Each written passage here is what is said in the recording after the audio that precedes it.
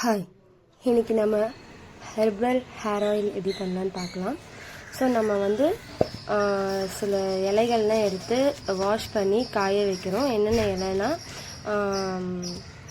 செம்பருத்தி இலை, வேப்பலை, கருவேப்பிலை, நெக்ஸ்ட்டு வந்து துளசி இலை, அப்புறம் மருதாணி இலை. இது எல்லாமே வந்து ஒரு கைப்பிடி நல்லா பறிச்சுட்டு அந்த இலையில கொஞ்சம் டஸ்டஸ் இருக்கும்ல, ஸோ அதனால நான் அதை மட்டும் வாஷ் பண்ணி நல்லா காய வச்சிடுறேன்.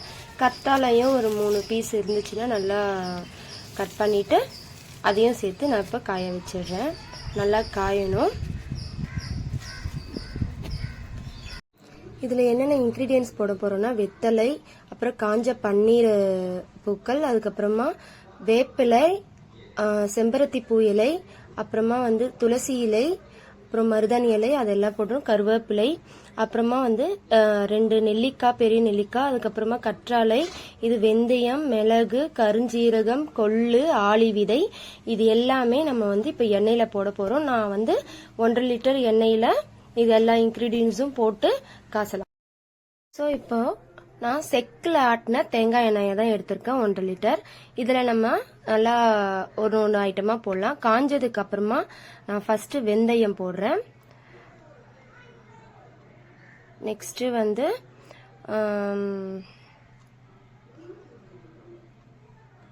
ஆளி விதையும் கொள்ளையும் போட்டுக்கலாம்.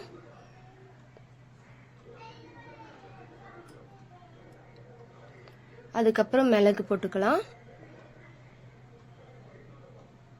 நல்லா எண்ணெய் கொதிக்குது பாருங்க. அதுக்கப்புறம் கருஞ்சீரகம் ஆட் பண்ணிக்கிறேன்.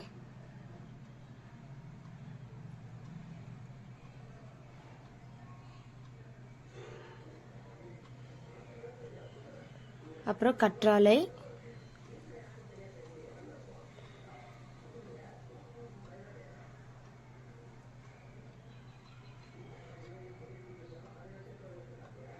நெக்ஸ்ட் நெல்லிக்காய்,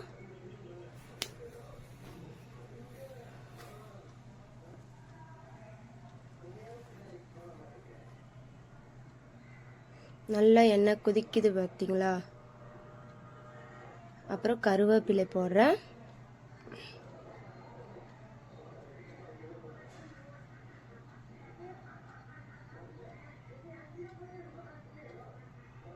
அப்புறம் நம்ம மிக்சடாக வச்சிருக்க அந்த எல்லா இலைகளும் போட்டுக்கலாம்.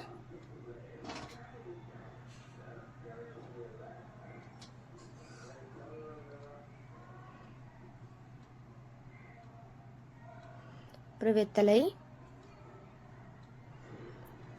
நெக்ஸ்ட் இந்த பன்னீர் ரோஸ் இருக்கு இல்லையா, அதையும் போட்டுக்கலாம். ஸோ எல்லா இன்க்ரீடியன்ஸையும் போட்டுட்டு நல்லா மிக்ஸ் பண்ணி விட்டுடலாம். சிம்லேயே இருக்கட்டும். சிம்லேயே வந்து 40 to 45 மினிட்ஸ் வந்து அது நல்லா கொதிக்கணும். அந்த எண்ணெயோட கலரே அப்படியே மாறணும். மாறுற வரைக்கும் அதை அப்படியே நம்ம வந்து ஹீட் பண்ணணும். லாஸ்ட்டாக எப்படி இருக்குன்னு பார்க்கலாம். இப்போ உங்களுக்கு பார்த்தாலே தெரியும், உள்ளே இருக்க இலையெல்லாம் நல்லா மொறுன்னு பொரிஞ்சிருச்சு. அதேமாரி நம்மளோட ஆயிலோட கலரும் மாறிடுச்சு பாருங்கள். லாஸ்ட்டாக வந்து இதில் வந்து வெள்ளை கரிசலாங்கண்ணி இலை இருந்தாலும் இதில் சேர்த்துருக்கலாம், எனக்கு கிடைக்கல. ஸோ நான் அதுக்கு பதிலாக ஒரு பவுடர் ஆட் பண்ணியிருக்கேன், வெள்ளை கரிசலாங்கண்ணி பவுடர். ஸோ இது முடிச்சுட்டு ஓவர் நைட் அப்படியே அதை விட்டுடுங்க. விட்டுட்டு நெக்ஸ்ட் டே வந்து இதை நல்லா ஃபில்டர் பண்ணி ஒரு கண்டெய்னரில் சேவ் பண்ணி வச்சுக்கோங்க. எனக்கு வந்து மேக்ஸிமம் 1 year ஆகும். ஏன்னா எனக்கு லாஸ்ட் டைம் பண்ண எண்ணெயே ரிமைனிங் இருக்குது. ஸோ இது வந்து யூஸ் பண்ண ஆரம்பிக்கும் போது 1 year எனக்கு கரெக்டாக வரும். மேக்ஸிமம் நம்ம யூசேஜை பொறுத்து தான். ஸோ நீங்கள் டெய்லி யூஸாகவும் அப்ளை பண்ணலாம். அதே மாதிரி ஹெட் பாத் எடுக்கும்போது மட்டும் நம்ம அந்த ஹேர் அப்ளை பண்ணிவிட்டு ஊற வச்சுக்கணும். அந்த மாதிரி கூட நம்ம பண்ணிக்கலாம். எப்படி பண்ணாலும் நல்லாயிருக்கும்.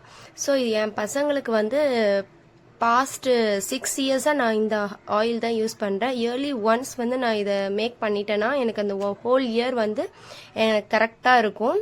ஸோ நீங்களும் இதை ட்ரை பண்ணுங்கள். இதோட பெனிஃபிட் நீங்களும் எப்படி இருக்குன்னு செக் பண்ணி பாருங்கள். தேங்க்யூ.